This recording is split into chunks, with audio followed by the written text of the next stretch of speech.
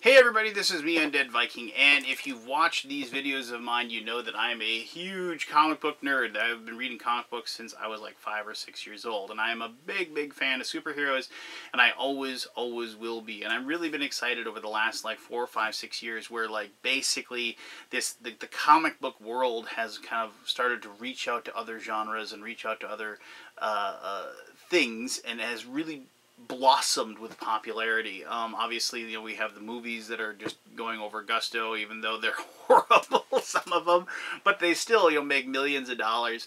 And you know, you also have TV shows and like obviously the comics themselves, which strangely, you know, the comics themselves have kind of stayed, you know, the same, if you will, but people are getting more and more into this genre, and this has blossomed. I can remember, you know, back when I first started playing these games, these designer board games of mine, and yours, and everyone else's for that matter, there really wasn't a lot of really good superhero games to pick and choose from, and the ones that were out there were, you know, spotty, if best. I mean, the intellectual property behind them, there was like an old like Marvel game that Fantasy Flight put out that really, you know, wasn't that good of a game, you know, but, you know, so now, since we've kind of blossomed, we've seen all these really cool superhero games come out.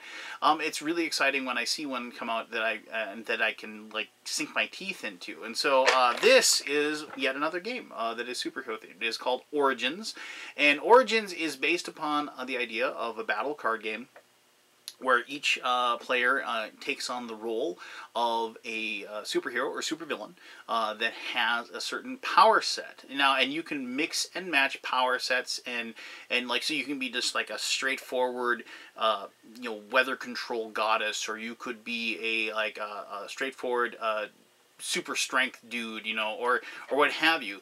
But you can also, if you want to, sprinkle in other cards from other power sets to kind of create your own superhero, and that's also fun as well, right? Alright, cool. So, this is a very simple game to pick up and learn. It is one of those games where basically you have your cards, and the cards are very straightforward. They tell you exactly what to do. There's very little iconography that isn't going to get in the way of understanding how the game is played. My daughter, who is a huge Pokemon player, took to this immediately, and we've had a ton of fun playing it. So let me just talk to you a little bit about Origins, and then we'll come back here and I'll give you my final thoughts.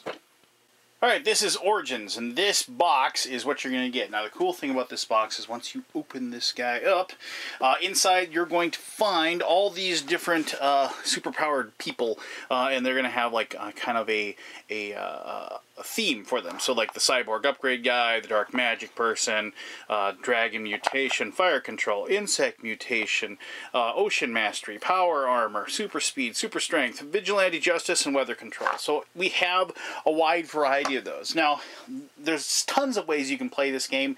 You can mix and match the cards, you can create your own decks, but obviously when there are just set up just like this, each deck has kind of a theme and also is set up for you. Now, there's, like I said, multiple ways you can play the game. You can play teams, you can play 2 versus 1, you can make superpowered people that have like 3 sets of decks or 2 sets of decks each, you know, so, you know, you can kind of mess with it all you want, but I'm going to show you the most basic way of playing it, which is one person versus another player, and each person picking one set of powers. So, just I'm going to take Ocean Mastery, and let's go with Dark Magic. Okay, so I'm going to take those out of there, and here, I'm just going to grab the Dark Magic cards, put them there, and then I'm going to take Ocean Mastery, and now with the magic of video editing, I'm going to go ahead and set up the game.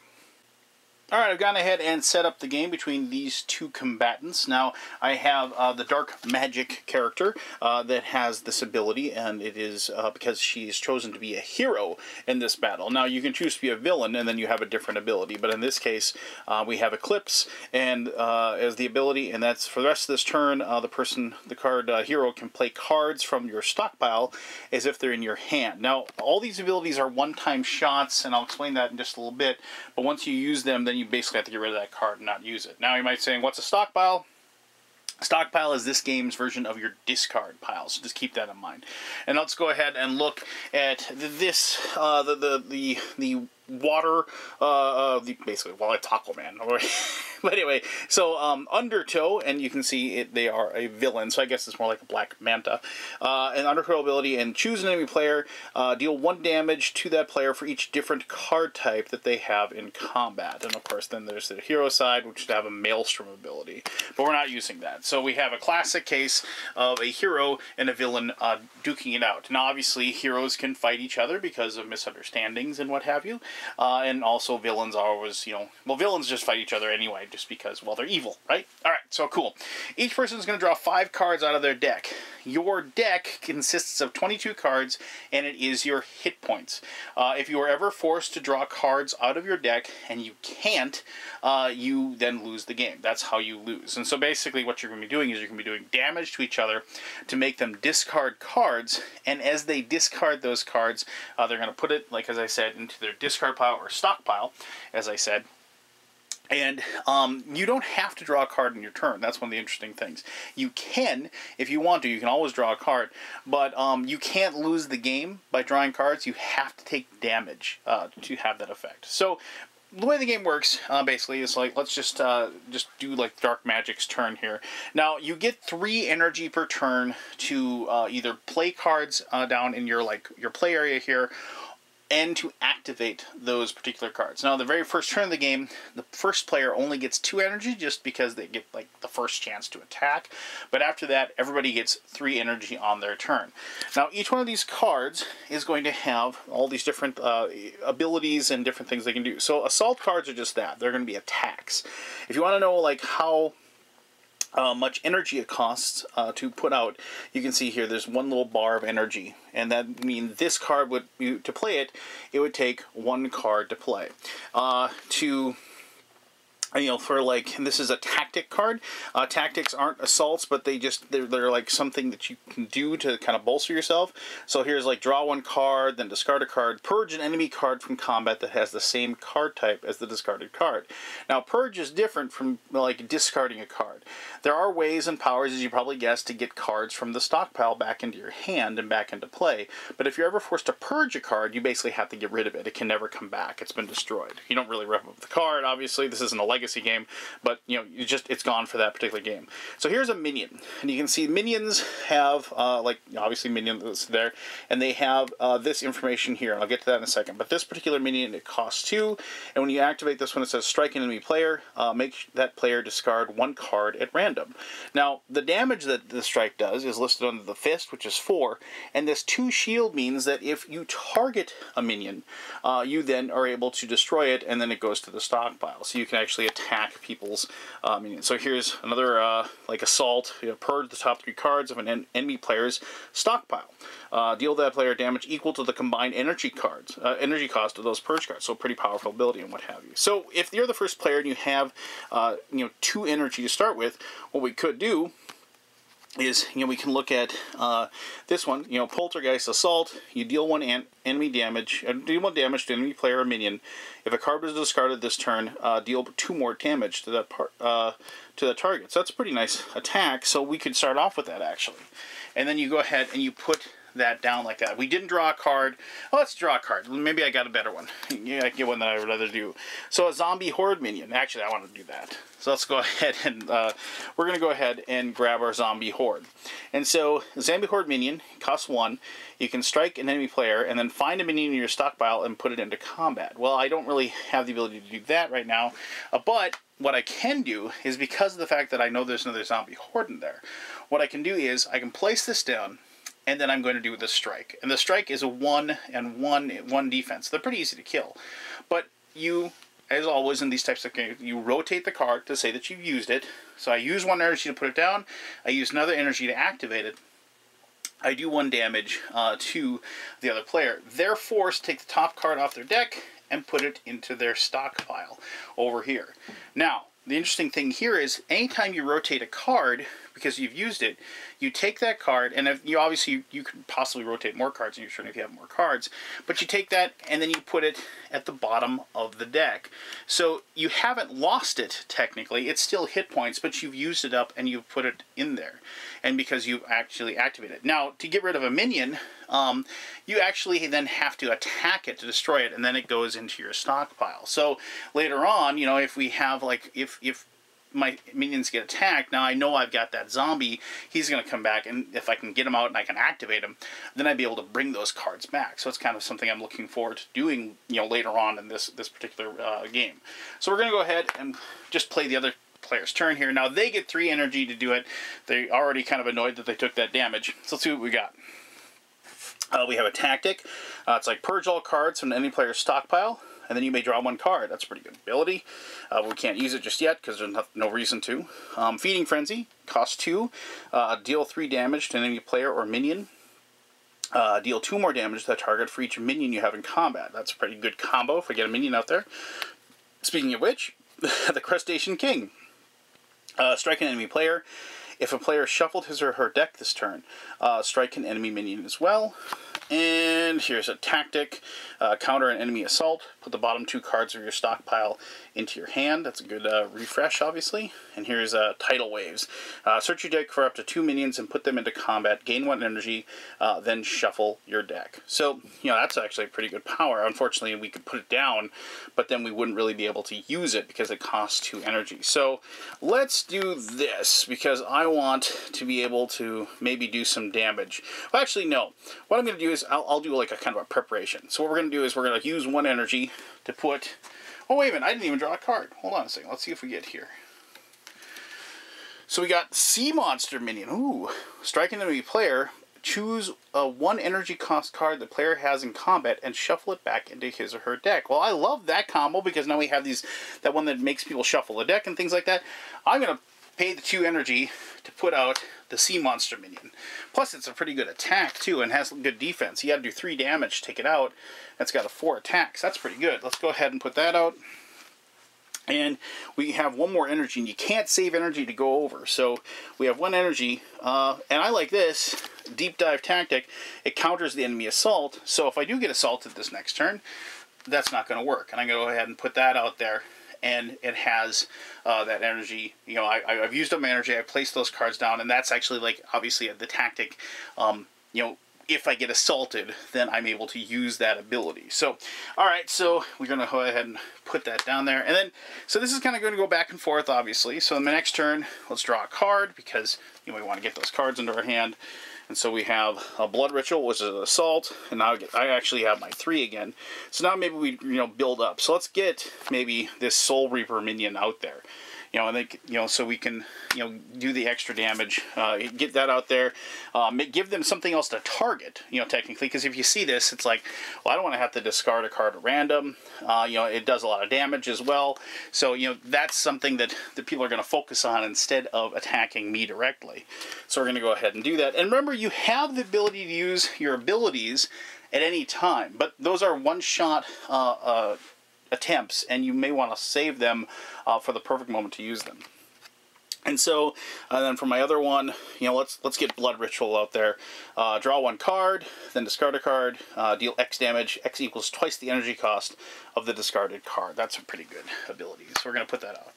So now, the next player goes, and now it's our Black Mantis, if you will, chance to, and that's one of the cool things I should mention. They don't name these superheroes, so technically you can name them whatever you want. But anyway, so Black Mantis, or whatever you want to call it, Black Tiger Shark or something, attacks back, and now I actually have 3 energy, and I don't have to put out cards. I'm going to draw 1. Let's just see what we get here, just so I can show you the card.